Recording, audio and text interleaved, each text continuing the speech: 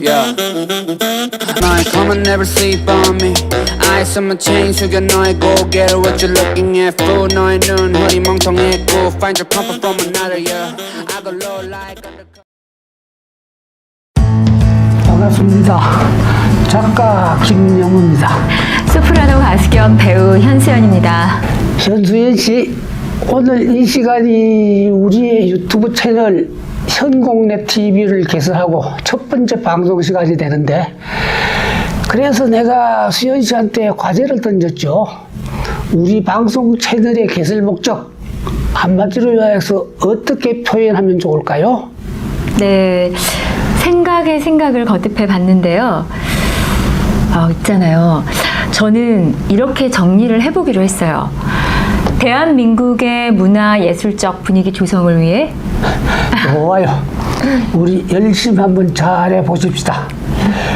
우리가 얘기할 수 있는 부분은 정치 아니고 경제 아니고 사회 부분도 아니고 결국 문화예술 분야니까요. 네, 선생님. 평소에 나는 이런 생각을 자주 해보았습니다. 자유민주 사회에서 직업의 귀천이란 있을 수가 없겠지만 의식의 귀천은 분명히 존재한다. 덧붙여 말하자면 문제의 심각성은 능력 위주 사회에서는 천박한 의식의 소유자도 출세를 하여 고위공직자도 될 수 있다는 데 있다. 선생님, 처음부터 너무 심각하고 어려워요. 그럼 재빨리 말머리를 돌려야겠군요. 그러니까 올바른 문화예술의 힘은 인간의 품격을 고양시키는 역할을 한다는 사실부터 전제로 삼아야겠군요.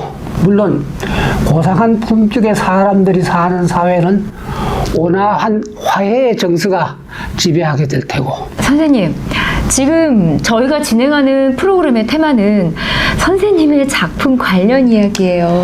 알겠습니다.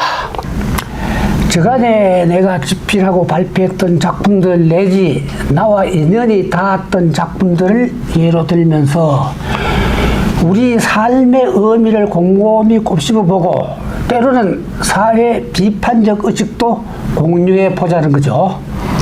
따라서 오늘 김영미의 작품 관련 이야기 첫 번째 시간에 거론해볼 작품을 선정하는데 나는 또 아주 많은 고민을 했다는 말씀도 빠뜨릴 수가 없겠군요. 작품을 집필할 때 첫 번째 문장을 잡기가 하늘의 별 따기만큼 어렵듯이 첫 번째 방송 프로그램을 만드는 일도 결코 쉽지가 않거든요. 뭉뚱그려 말하자면은 나는 오늘 가장 최근에 집필한 나의 장편 소설 안드로이드 햄릿을 선택하려 들었습니다. 작년 여름에 발고했고 금년 2월에 전자책으로 출간되었는데 전자책에서는 작품의 제명을 캐스팅 작전으로 정했습니다. 내가 이 작품을 선택하게 된 까닭을 밝혀야겠군요. 한마디로 지금 우리가 살고 있는 이 시대가 바로 최첨단 과학 문명에 이길할 수 있는 인공지능의 시대이기 때문이에요. 최근에는 초전도체 물질의 발전이 초미의 관심사가 되어 있는데 그 문제는 좀 더 두고 봐야겠더군요. 안드로이드란 인공지능을 장착한 인간형 로봇을 말하니까 안드로이드 햄릿 하면 인공지능을 장착한 로봇이 셰익스피어 원작의 연극 햄릿 역을 소화한다는 뜻이 되겠습니다. 어떻습니까? 극적 분위기가 느껴지지 않아요? 잠깐. 현수연 씨는 로봇 태권 V란 만화 영화를 못 봤을 테죠? 네, 제가 직접 보지는 못했지만 그 작품에 관한 얘기는 무척 많이 들었어요. 그 영화가 흥행에 성공한 시기가 1976년이었으니까 지금으로부터 47년이 되겠죠. 그때 나는 30대 초반 나이였고 그때 나의 신분은 신인 극작가였습니다. 그랬는데 그때 그 작품을 보면서 나는 로봇들만 등장하는 연극 무대를 상상해 보았답니다. 물론 만화적 발상이었죠. 그때 그 발상이 말하자면 땅속에 묻힌 하늘의 씨앗이 되었나 봐요. 무슨 말이냐 하면 결과적으로 그때 그 발상이 싹이 트고 자라나서 지금의 안드로이드 햄릿이라는 한 편의 소설 작품으로 열매를 맺게 되었으니까요. 거의 반세기가 걸린 셈이죠. 이제 내가 작품의 개요로 작성한 안드로이드 햄릿의 창작 의도를 현수연 씨가 한번 천천히 읽어봐봐요. 네, 선생님. 한국의 연극적 메카로 알려진 대학로가 1981년에 열렸다. 그때부터 나는 대학로의 연극인으로 활약했다. 아예 대학로에서 살다시피 하면서 전업 작가 노릇을 해왔다. 손꼽아 보니 2021년까지 대학로에서 초연에 막을 올린 나의 극작품들이 무려 23편이나 되었다. 공교롭게도 나의 거처 또한 미야사구리 부근이었다. 여담이 되기도 하겠지만 이 작품의 집필 동기로서는 숨길 수 없는 사실이어서 적당히 고백하자면 그 내용이 또 다음과 같다. 40여 년 전부터 나는 인간의 모습으로 무대 위에 등장하는 로봇들이 실현하는 연극을 상상해보곤 했었다. 그와 동시에 그건 연극이랄 수가 없을 거야 하는 당정으로 마무리를 지어왔다. 대학에서 강의하는 도중에도 그런 상황을 제시하며 학생들에게 물어본 적도 많았다. 최근에 아주 우연히 SF 소설이란 개념과 마주치게 되면서 나는 퍼뜩 로봇 연극에 관한 이전의 그 기억들을 되살려냈다. 하지만 나에게는 무한한 상상력의 세계를 무조건 재미있게 묘사해야 한다는 식의 SF 소설 방식의 구장이나 필치는 나의 작가적인 체질과 어울리지 않을 것 같았다.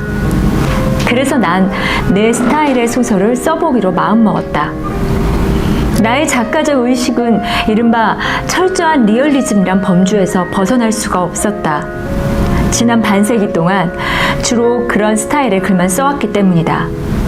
따라서 이 소설이 한국의 연극적 현실 묘사에 충실하고 주제 또한 다음처럼 정리된 까닭이 거기에 있다.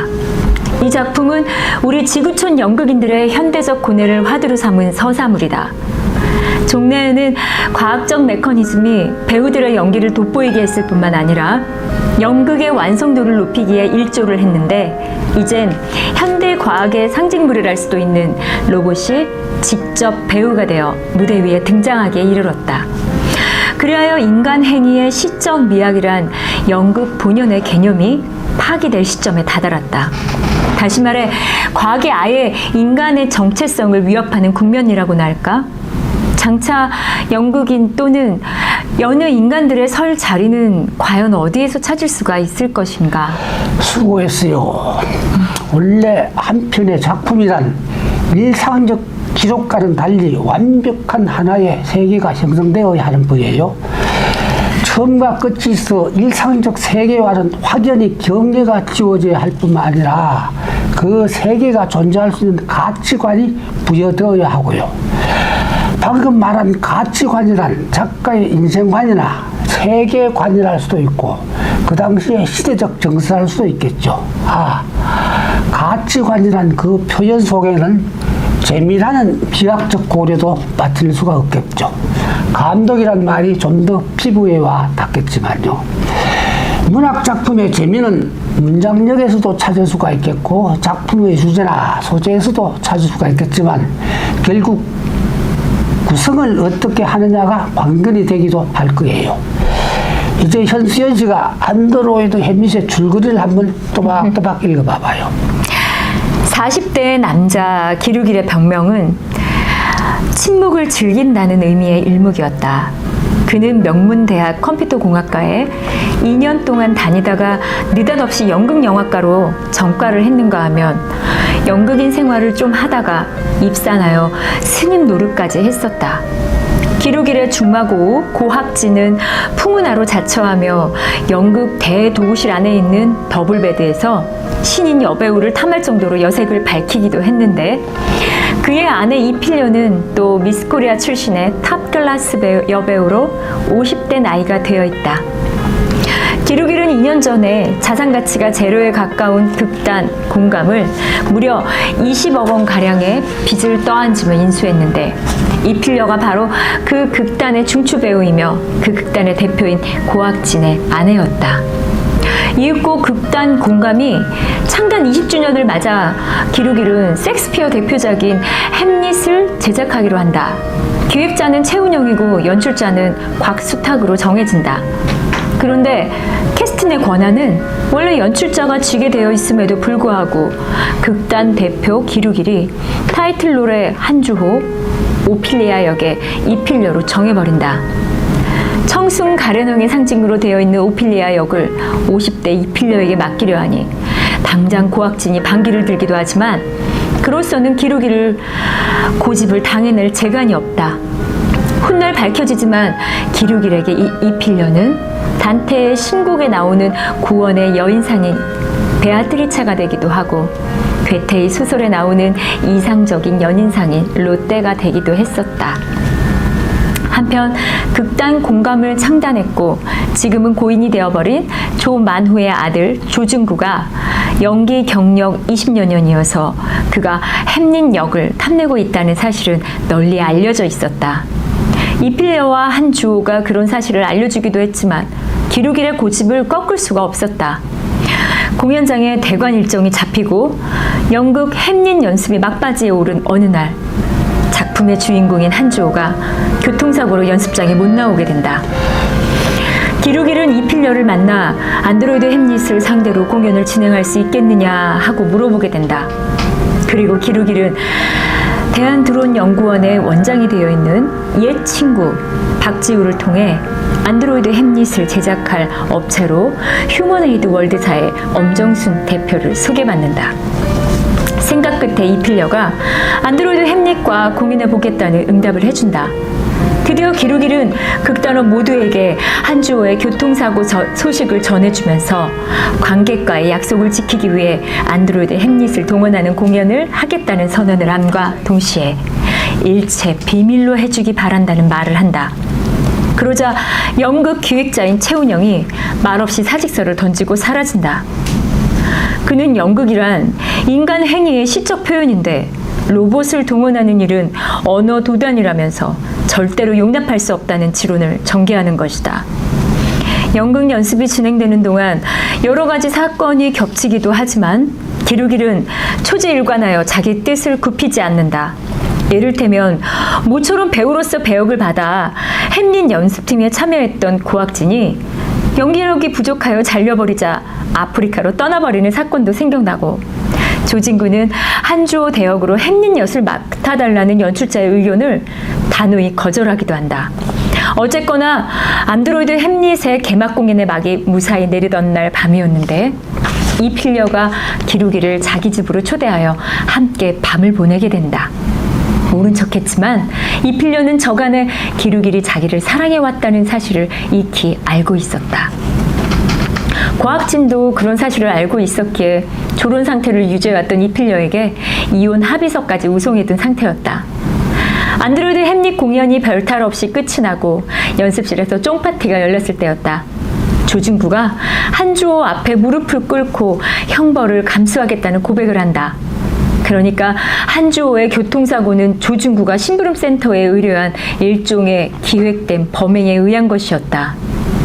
한주호는 이미 알고 있었다며 조중구를 용서해준다. 아울러 조중구가 맡은 호레이쇼의 역의 연기가 일품이었다는 말도 해준다. 다른 한편 서울문화일보에서 극단 공감의 연극 햄릿이 인간이 아닌 안드로이드였다는 사실을 폭로하는 특종 기사를 터뜨린다. 인간이 아닌 로봇이 햄릿 역을 맡은 그 공연은 연극이랄 수가 없다는 것이다. 그리하여 기루길이 인간 행위의 시적 미학이란 연극의 정체성에 대한 사회적 무리를 일으킨 장본인으로 부상되기도 한다. 그와 동시에 배우협회나 무용협회 등에서도 안드로이드 연극이 보편화되면 배우나 무용수들이 일자리를 잃게 된다는 현실적인 우려를 제기하기도 한다. 그러나 고가인 안드로이드 제작비로 말미암아 엄청난 적자를 감안하면서도 연극을 제작했다는 사실을 알려주면서 연극에 대한 기루길의 순수한 열정이 새삼 드러나기도 한다. 또 다른 한편 안드로이드 햄릿을 제작한 바가 있는 휴머노이드 월드사 대표 엄정수는 기루길에게 뜻밖의 제의를 하기도 한다. 예를테면 어느 재벌 그룹이 제시했다면서 햄릿에 등장하는 전 인물들을 안드로이드로 대체하는 연극을 제작, 공연을 해보자는 것이었다. 말하자면 교재형 인형 극장과 같은 미니처 안드로이드 연극 시어트 제작을 사업적 프로젝트로 채택하고자 한다는 것이었다. 그러나 기루길은 그런 제의를 뿌리치고 인간 한 조를 타이틀롤로 삼은 연극 햄릿을 다시 제작하려고 한다. 이 필러가 다신 안드로이드 햄릿과는 공연하고 싶지 않다는 말을 했기 때문이다. 작품이 재미있을 것 같다 하는 느낌을 받으셨는지 모르겠군요. 작품을 집필하다 보면은 눈앞이 캄캄해질 경우도 몇 차례 만나기 마련인데, 안드로이드 햄릿이라는 이 작품을 집필하면서 나는 주인공 기루일과 이 필러의 미래 장면에서 아예 절벽을 느껴 한동안 애를 태웠습니다. 수십 갈래의 방향을 더듬어 보다가 나는 결국 단 한마디 말도 건네지 않고 함께 밤을 지새운다는 묘사로 마감을 하게 되었는데, 그 부분도 한번 감상해 보시겠어요? 어차피 작가는 독자들로부터 식상한 묘사라는 말을 듣지 않기 위해 피라는 노력을 경주하지 않을 수 없는 일이랍니다. 그날 밤 그럴 줄 미리 알고 잠깐 고개 좀 더블 들여가지고. 네. 어차피 작가는 독자들로부터 식상한 묘사라는 말을 듣지 않기 위해 피나는 노력을 경주하지 않을 수 없는 일이랍니다. 그날 밤 그럴 줄 미리 알고 박지우가 잇따라 역사적이란 말을 반복했을지도 모를 일이었다. 인류 역사상 최초로 안드로이드 햄릿이 무대에 올라 무탈하게 한 편의 연극을 공연하게 되었다는 그 사실만 두고서 하는 말도 아니다. 귀가하여 온수로 샤워를 하고 포도주 한 잔을 마시며 거실에서 쉬고 있던 기루길은 뜻밖에도 휴대폰 문자를 통한 초대를 받았다. 이 필러가 카톡으로 띄운 초대장의 내용이 다음과 같았다. 오늘 밤 12시경 저에게 좀 와줘요. 그 초대장을 읽어보게 된 순간 기루길의 가슴에는 불꽃처럼 환각적이면서도 몽롱한 느낌이 피어올랐다. 단박에 일상적이거나 형식적인 초대말이 아니라는 사실도 감지되었다. 이 필러가 거두절미형으로 우리 집으로가 아닌 저에게로 와달라 하지 않았겠는가. 그것도 자정 무렵에. 실로 모처럼 재킷을 차려입은 기루길이 흡사 모문병자처럼 자정 무렵이 되었을 때 이 필러가 휴대폰에 적시해준 그녀의 아파트를 찾아가 현관문을 두드렸다. 그는 일상에서가 아닌 어떤 작품 속의 주인공이 되어버린 듯한 사실을 스스로가 인정하려 들었다. 조용히 현관문이 열렸다. 온화한 미소를 머금고 현관문을 열어준 이 필러가 거기 서 있었다. 그녀 또한 일상적 여인의 모습이 아닌 무슨 작품 속의 여주인과도 같은 형상이었다. 그녀는 복사꽃을 연상시키는 연분홍색 계열의 미스코리아 드레스 차림을 하고 있었다. 실제 미스코리아 선발대회 때 입었던 옛날의 그 옷이 아니라 현재의 나이에 걸맞는 색상과 디자인으로 새로 맞춰 입은 듯한 옷으로 보였다. 화사한 이 필러의 미소와 그녀가 입은 연분홍 색깔의 드레스로 말미암아 기루길은 또 금방 어떤 꿈결의 세계로 빠져듦을 느꼈다. 아니, 기루길은 심야에 그녀가 유도하는 환상적인 어떤 세계로 초대를 받은 왕자격이 되어버렸다. 그녀의 거실에 놓인 탁자 위에 2개의 포도주 잔과 레드와인이 담긴 병이 놓여 있었다. 그 레드와인 병 속에는 사랑의 묘약이 담겨 있을 것만 같은 느낌도 들었다. 그녀의 손짓 안내로 기루길이 거실 소파에 몸을 싣자 그녀도 사뿐히 그를 마주하여 앉았다. 역시 꿈결 속의 한 장면이 아닐 수 없었다. 그녀는 기루길에게 말을 대신하여 새로운 미소를 지어 보였다. 수많은 의미를 대신하는 미소 같았다. 아니, 그 미소에 대한 대꾸는 찾을 길도 없었다. 기루길도 미소로 응대했다. 그들 두 사람 사이에 새삼스레 오갈말이 존재할 수도 없을 것만 같았다. 기루길은 절간에서 염화미소를 배운 적이 있었다.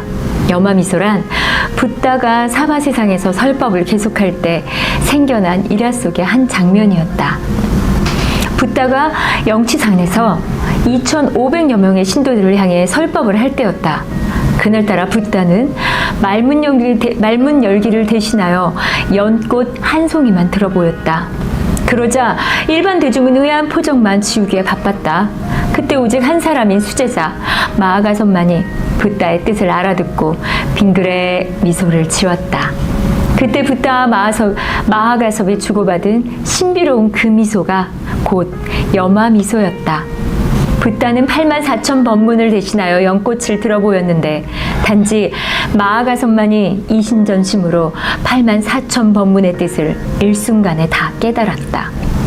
마음과 마음이 통하게 되면 사람의 말은 아무짝에도 소용이 없는 말이 된다는 뜻이고, 불전에 의하자면 인간들의 말은 진리와 거리가 먼 희론에 불과하다고도 했다. 희론이란 아무짝에도 쓸모가 없는 하나마나한 허언이란 뜻이었다. 이필려와 기루길은 침묵 속에서 포도주 잔을 들었고 허공에서 그들의 잔이 맞부딪히기도 했다. 포도주 잔이 비게 되자 이필려가 일어나 안방문을 열었다. 침대가 놓여있는 안방이었고 수많은 촛불이 향내음과 어울리며 춤을 추고 있었다. 기루길이 그녀의 손짓 안내를 받아 침대에 걸터 앉았다. 이필려가 오디오 시스템에 손을 대자 레아르트 슈트라우스 작곡의 오페라 살로메에 나오는 7베일의 춤곡이 흘러나왔다. 어느 틈에 이필려가 그 음악에 젖어든 모습으로 춤을 추기 시작했다. 춤을 추는 동안 그녀의 옷이 저절로 벗겨져 나갔다. 배읍고 나비가 되어 날아오르는 모습이 그녀를 통해 거기에 나타나고 있었다. 신비로운 기적처럼 기루길도 어떤 마력에 빠져든 모습이 되어 서서히 일어나 음악에 취하며 춤을 추기 시작했다. 대학의 연극학과 커리큘럼에 들어있는 기본 연기 수련 중에 춤사위가 절로 되살아난 모습이었다. 발레처럼 기교이한 춤사위가 아니라 자유로운 영혼이 빚어내는 몸짓과도 같은 춤이랄 수밖에 없었다. 이필려의 알몸이 춤을 추고 있었다. 금단의 열매를 따먹기 이전에 에덴 동산을 거닐던 이브의 몸짓이 그런 모습일 것 같았다. 기루길의 알몸도 춤을 추고 있었다. 에덴 동산에서 이브의 손을 잡은 아담의 몸집이 그러했으리라. 이필려가 침대에 누워 두 팔을 벌렸다. 우주를 감싸안고 춤을 추려는 자세를 할 수밖에 없었다. 기루길이 나비처럼 그녀의 품에 안기자 그녀가 그를 감싸 안았다. 이필려가 체위를 바꾸어 그의 몸이 자세를 취했다. 두 손으로 이필려의 젖무덤을 애무해보던 기루길이 황홀감을 느꼈다. 젖먹이 때 만져보던 엄마의 젖무덤이 바로 거기에 있었다. 이윽고 기루길의 몸이 여자의 몸속으로 빨려 들어가기 시작했다. 이필려가 남자의 몸을 탐하기 시작했다. 기루길과 이필려 두 사람은 알몸으로 세상에서 가장 달콤한 대화를 주고받기 시작했다. 그들은 알몸으로 삶을 논하고, 그들은 알몸으로 사랑을 논하고, 그들은 알몸으로 환희를 느끼고, 그들은 알몸으로 죽음의 경계까지 넘나들기 시작했다. 풀잎에 맺힌 한 방울의 이슬을 통해 우주의 신비를 느끼거나 깨달음을 얻을 수도 있다는 말이 있습니다. 한편의 연극적 사건에 불과하지만 안드로이드 햄릿이라는 이 작품에서 인간적 존재 가치와 첨단 과학의 기능이 정면에서 충돌하려는 지점이 발견되었습니다. 동시에 문명의 이기능, 순기능과 역기능이 있어 이른바 과학윤리의 개념도 동원되지 않을 수가 없었습니다. 나는 과학윤리 문제도 적당히 터치하지 않을 수가 없었고요. 선생님, 이 소설 정말 많은 사람들이 한번 읽어봤으면 좋겠어요. 고마운 말씀이긴 한데 나는 그런 일에 별로 신경 쓰고 싶지 않아요. 경상 하는 이야기인데 작품도 사주팔자를 타고나는 법이에요. 그냥 두고 볼 수밖에 없단 말이 되기도 하고요. 여러분 시청해 주셔서 감사합니다. 관절기에 감기 조심하십시오. 다음 시간에 또 뵙겠습니다.